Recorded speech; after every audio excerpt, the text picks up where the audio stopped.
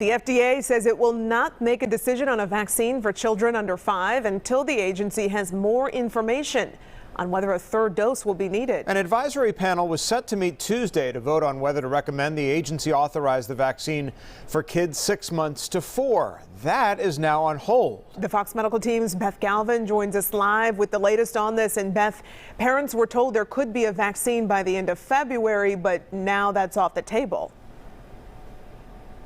And Courtney and Tom, I think a lot of disappointed parents. You know, it looks like it will probably be mid-April before we get an FDA decision on this vaccine for children 5 and under the age of 5.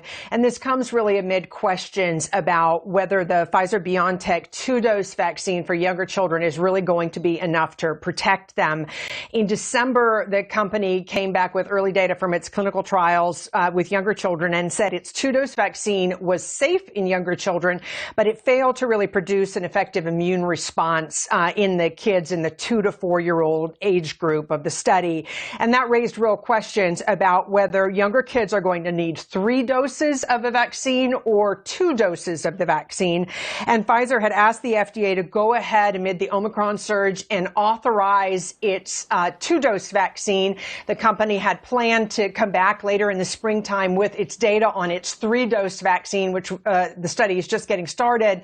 But the FDA said today in kind of a surprise decision that no, it didn't want to try to make a decision on this 2-dose vaccine, that it wants to wait until later in the spring when it has the study data on the 3-dose vaccine to try to figure out whether kids will need 2 or 3 doses. So that is not likely to happen anytime soon for parents because the study on the 3-dose vaccine with younger children just began on January 31st. So we're just now about 2 weeks into that study, and it's going to take a few more weeks, Tom and Courtney, to get, you know, some good data on that trial using the 3 doses. Well, speaking of that, Beth, health officials had hinted that Omicron might give us some more information about how well that 2-shot vaccine works. So what changed between then and now?